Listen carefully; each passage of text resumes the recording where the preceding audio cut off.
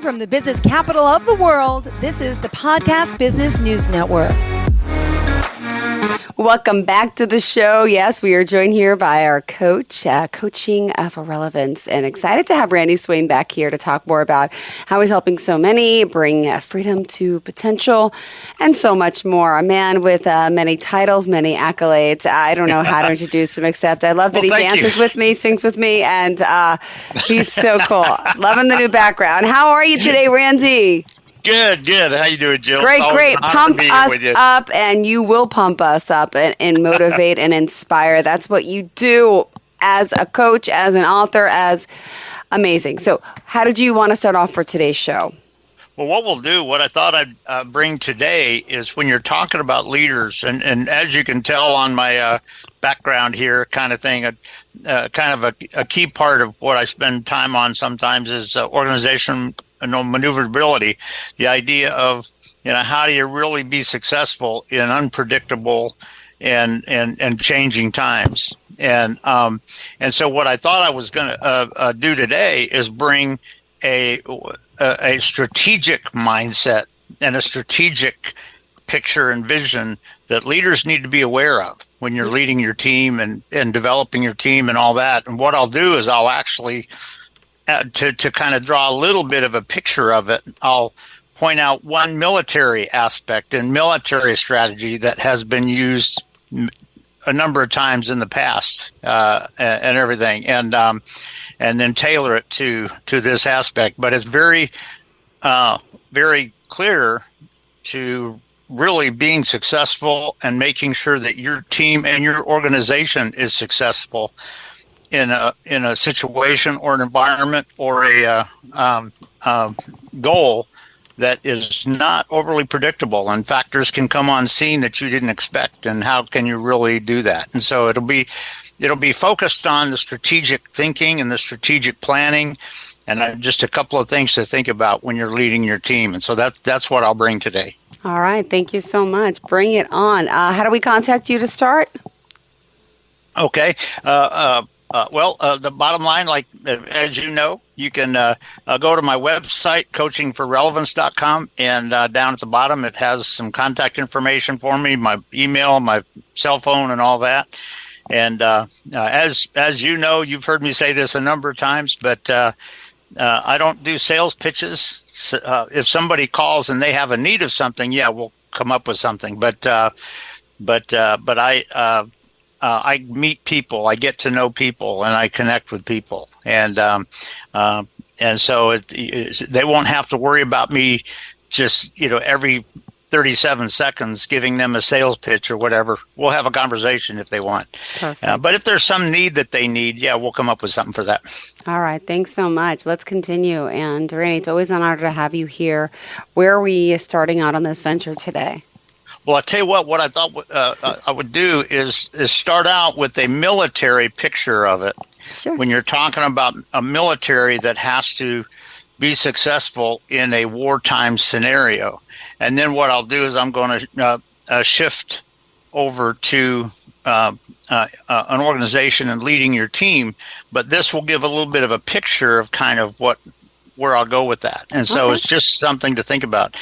And what I'll do is I'll just mention that a number of times in history, when military units, when they were engaged in a war or something like that, particularly if they're fighting an enemy that is like over the ocean somewhere or whatever, and all that. One of the things that you can recognize one or two times at least in history is that the military realized that they couldn't spend the time to kind of go on every single island out there and do something. And so what they had to do was develop this aspect, sort of an island hopping thing, if you will. But you had to have an insight that if you look at that line of, say, 6 or 8 islands that are going up to the target that you got to go after, it may be that 4 of those, you got to go address and you got to go attack at that point or whatever, possibly. But if you went to every one of them, that could be a great distraction. And you know what? It could set you in risk and stuff. And so, military leaders realize how smart it is that sometimes you have to plan on kind of how you're going to do that, and that kind of thing. And what I want to do is to tailor this back to, like I say, sort of the business aspect of it. Okay. But when you're talking about leading your team in a rapidly changing environment, an unpredictable environment, which, let's face it, as you have heard me say on the show, and other listeners have heard me say a number of times, that not everything is totally predictable. When you set a goal and you set a picture for your team, this is what we want to accomplish, this is where we want to go, you got to realize that as you step forward, there's probably going to be factors that come on scene that you would have never predicted. Now, when you think about the strategic aspect of where you're going and the vision that you're trying to accomplish, you'll probably come up with some that would come on scene. Some of the ones that would maybe be more blatant. But guess what? As you move forward on this, other factors are probably going to come on scene that you would have never expected. And it's also possible that when you move forward, a factor that you predicted comes on scene, but it comes on scene with a different approach than you would have realized. And the bottom line is, if all you're going to, and this is a neuroscience aspect of it, you've heard me say this before, that when you're leading teams and developing your teams, it's not just about going to your habit patterns of what you think is always the case, but it's the ability to get the processing going, to truly see the reality of the situation and to make the right choices. And it's interesting because as you step forward, not everybody on your team. Now, if you only have 2 people working for you, guess what? You guys are going to be talking every day, kind of thing and all that. But if you're leading a bigger team on a mission, on a vision and a strategy that is bigger than just this little bit here, guess what? Your teammates are probably going to see the factors that are coming on that are unexpected that you didn't see. And guess what? Sometimes if they just have to come over and give you conversations about it all the time, that can be a big distraction. And depending on the factor that's coming on scene, if they're doing that, that may have impacts on where you're trying to go already because they didn't do what's necessary there and do what's important. And so the bottom line is, when you're talking about leading a team in an unpredictable, rapidly changing environment, you gotta develop that synergy in the team. And synergy doesn't mean that you're just all doing it exactly the same way every day. No, guess what? Everybody realizes where you're going. They're aware of the factors that come on scene. And as you're stepping forward, one of the things that comes up is when a factor comes on scene, do your team members have the ability and the presence and the processing ability to observe what that factor's doing? Because it could be a competitor that doesn't want you to succeed. You never know. It could be a competitor that doesn't want you to succeed, or whatever. Who knows? Kind of thing. And do your team members have the vision and the picture and the processing and the awareness of what the team is doing? Or if something is starting to come on scene, they go do what's necessary to just prevent it from having the impact that it wants to have. And the other part of that too is, are they aware of when they don't need to do that? And so many times in today's world, you just hear a manager says, well, here's where we're going, you just got to look up there and all this kind of stuff. Well, guess what? You may be missing the boat in today's world. You've got to be aware of that and everything. And you got to develop your team to be able to have a sense of that as you're going forward. Again, doesn't mean everything is wanting to do it. Nothing. It doesn't mean everything's wanting to destroy you or anything like that. But does your team have the ability and the awareness to be able to realize that, okay, you know what, that's not really affecting us right now. But as we keep going forward, I'm going to kind of keep my eye on that. Yeah. And watch. And you know what? Because it may be that for the next several weeks, it doesn't have a real impact. But it may be waiting for a certain period in what we're doing to come in and have an impact. And are they aware of that? Are they watching for that? Do they know what they're going to do if it does come on scene? Yeah. You know, kind of thing. And these are just aspects that when you're talking about leading a team in a rapidly changing environment that's not totally predictable, you know, kind of thing. And that you cannot predict every single factor that will come on scene. Mm-hmm. And so when you look at that military aspect of it, are you aware of which islands you need to just go beyond and not worry about, as opposed to go out and do that here kind of thing? And it's just a lot of aspects about that when you think in terms of strategic thinking. You know, are you clear on that? Or are you just going with rote academic stuff? Yeah. You know, here's where we're going, just go this way. Well, guess what?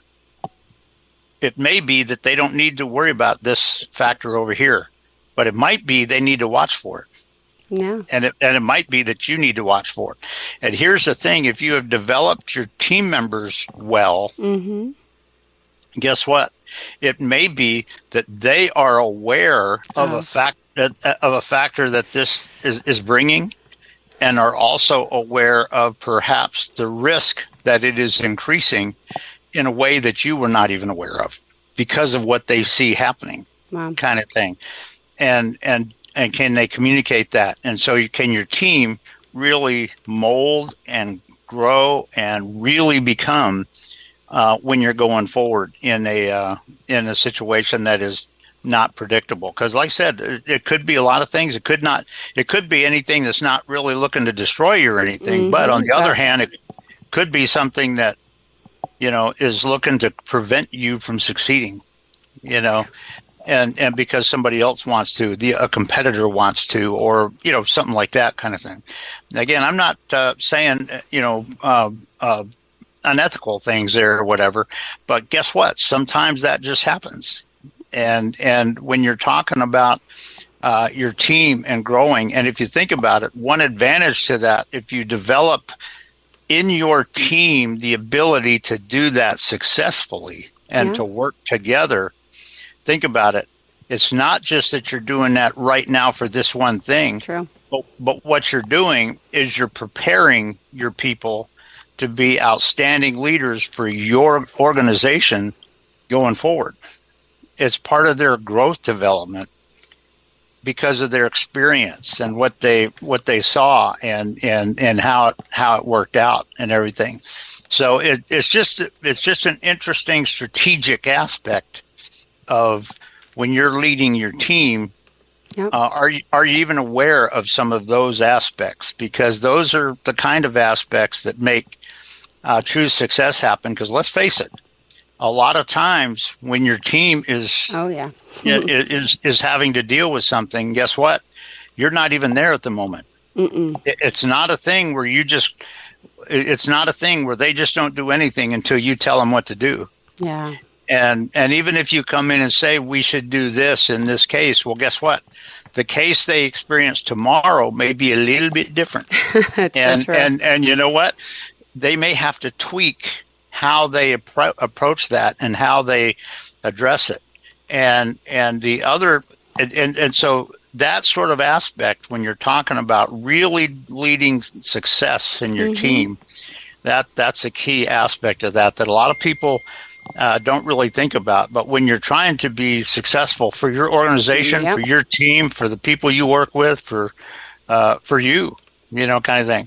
There's a lot of times, I mean, there's been a couple of times, I think the people remember that that I was a site manager at Griffiths Air Force Base for our Department of Defense training contract group that flew Learjets for a strategic air defense training contractor. And so we would take off and we would fly against the Air Force. We would be the bad guys. or act like the bad guys. Now, the Air Force knew who we were, kind of thing. So it wasn't anything life-threatening to us. But I will say this, that there is a couple of times, particularly when you're a flight crew or a pilot and you're out there, I'm not with them. Yeah. They got to be able to make the right decisions, even if the fighters are doing something in a way that is kind of makes them sort of rethink something, perhaps, kind of thing. And that's just sort of another picture of this strategic aspect that we're talking about. But there's a couple of times that I will tell you, I mean, I was totally honored to be leading and managing the team that I did, because the people, there were several times on there. I mean, there's a couple of times where I had to correct somebody. Not many. It was a good team, kind of thing. But there were several times where I had to applaud people for what they did and how they addressed something when they were out there flying or whatever kind of thing. And so, he's so a the pilot bottom. too. What's that? He's a pilot too. For you all who don't know. Yes, I am. Yes, I am. So, but I'll tell you, it's just one thing to think about when you're talking about being a leader, and particularly, obviously I'm sort of focusing on strategic thinking today, and how do you really, one of the things that I just would throw out to the folks out there is, what do you really truly need to do to really develop your people? And that doesn't mean give them rote, superficial academic thoughts. It means help them process and develop. If you understand the neuroscience and how the brain works, help them process and develop the strategies and the thoughts and the action steps that they need to take sometimes. And guess what? Sometimes that'll be a little bit different than anything you would have come up with, because they're face to face with the situation. But even as you're stepping forward in your strategy of what you're trying to accomplish, guess what? They look at this one factor, and the factor's not doing anything right now. So you know what? We'll just sort of watch it as we keep going forward. And if it never comes on scene, okay, it never comes on scene. But on the other hand is, if it starts to sneak in at a risky time for us, they've thought well on what they need to do for that as a team. And so those are just aspects that when you're talking about leading your team and developing your team to perform in an organizational maneuverability concept, where not everything is rote academic, not everything is just what's taught in a school. There's factors that you need to be able to process and be aware of and make the right decision at the right point in time to be successful in a little bit more of a risky situation. And so it's just a concept that a lot of people kind of don't think, because most people just sort of think, here's how we're going to do it. But as a leader, you got to have some insights on that. And guess what? You got to be comfortable with the fact that some of the insights you don't have Oh, yet. yeah. So true. And you know what? Can you have the conversations with your people, not just telling them what to do, but have the conversations with your people where you all as a team figure it out together, are developing up the radical success stuff. And so it's just something to think about. Like I said, it kind of comes from the, it comes a little bit from my military knowledge from decades ago and all this sort of stuff. But on the other hand, it really does apply to leading teams in a situation where, not everything's just rote academic, not everything's just rote predictable. Not everything's going to happen just because you wanted it to. So often, and you may have heard people say this before, I don't know. I've heard a couple of people say before that when it didn't work out the way they wanted to, they just cast blame on something out there, whatever. They don't take responsibility for it. They don't understand perhaps some of what they missed within themselves or within their team. And growing your team to be able to function when not everything is predictable, guess what? You can reach radical success. And one of the ways as a leader and as a coach, one of the ways you do that is by asking great questions of them to get them processing, but also in having some fantastic conversations where you get them to share with you some of their experiences with that sort of stuff. And you have some of those conversations, not just dictating to them, but helping them process out how we can do this better, good if it happens going forward and stuff like that. And so these are just some aspects of it that a lot of people don't think about, but it does take sort of that military experience background and brings it into leading teams in an unpredictable environment. Because it's not just rote academic, it's if you're building your teams that way and you're having that kind of relationship that way where you have some great conversations and you gain some insights, it's a great conversation if you have the conversation and then most of the people in your team and you are going, oh, wow, yeah, yeah, yeah, kind of thing. I mean, magical things can happen, but the bottom line is that's just something that leaders need to rethink and kind of reapply what they're doing, particularly when not everything is rote predictable. And guess what? In today's world, it isn't. And so just something to think about on that. And it's just a concept that I bring. Well, you bring a lot to the table here. Remind us again, Randy, how we can contact you. We still have more time. Well, I'll tell you what, more time, and I'm welcome to stay on with you for a few more minutes here. But yeah, it's like I say, you can go to my I'll just mention a couple things. You can go to my website, coachingforrelevance.com, and see a little bit about me, see some of the blogs that I put on there and all this, but also down at the bottom of the homepage, it has my cell phone number and my email address. And I'll also say, and this, that in June, my autobiography, which is the autobiography of my life story, was published on Amazon. And if you go to the homepage on the website, what happens is when you've been there for about 3 seconds, there's a banner for the autobiography banner that comes up. And, if you don't want to see it, there's a little X in the upper right. You can click on that. But what you do is right under the picture of it, there's a little link that says get your copy. And if you click on that, it takes you right to the Amazon page where you can purchase it.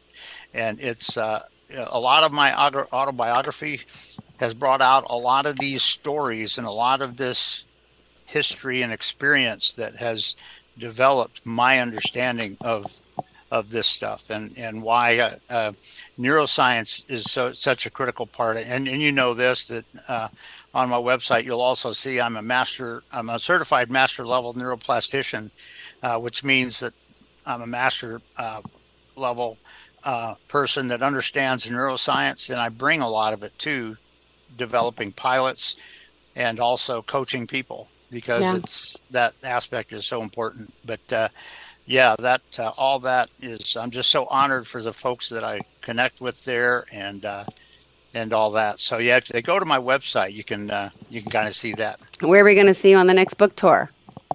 Well, I tell you what, I'll be glad to get one, kind of thing. But I tell you what, if I will say this, that the people that have read my autobiography so far, it has sort of blown my mind in a positive way at what they shared with me about the value of it and just what they appreciated on it and everything. So I just, I'm humbled by that. And it's a story where I bring a lot of honesty about my journey of growth and development and, who I became, but, kind of where I came from and all that. Yeah. And so it's, I'm very humbled. And I just, what I tell people, I think you've heard me say this before, Jill, but, 20 years after I take my last breath, I don't care if people don't remember my name, but what I hope for is that perhaps this and will also leave an insight that will be beneficial to people that are here long after I take my last breath. And so that's one thing that I hope. And as you know, Hollywood is in the process of recording a 78-minute movie documentary that is a story of my life journey that they're going to be posting on HBO and Netflix and all of this. So all of this there seems to be a lot of people that appreciate my story. And if it can just make a difference in people, even if they don't remember my name, you know what? I'm all for that. Beautiful. Well, thank you so much. Pleasure to have you here and looking forward to next time we speak again. Randy, as always, enjoy your day and thank you for inspiring us and helping so many. Well, happy to. And I'll tell you what, Jill, as you know, it's always an honor being on with you. So listen, I hope you have an awesome rest of the week. Thank you. Happy Halloween. We'll see you next time. Yeah. You got it. We'll find a mask to put on. So I know tomorrow I will dress up. Thank you for reminding me. I have my kids. I will definitely remember. Have a great day, Randy. Okay. Hello, I'm Randy Swaim. I'm a Marshall Goldsmith certified executive coach and the founder for Coaching for Relevance. Our vision is to bring freedom to potential in all those that cross our path. And one of the things we really want to do, which is aligned with our aviation background, is to help teams and leaders break free of the gravitational forces that are holding them back and their success back and help them soar to their altitudes. So that's our passion, and that's what we're all about.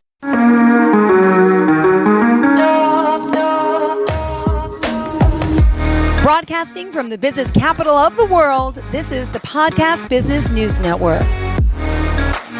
Adopt US Kids presents What to Expect When You're Expecting. A teenager. Learning the lingo. Today I'm going to help parents translate teen slang.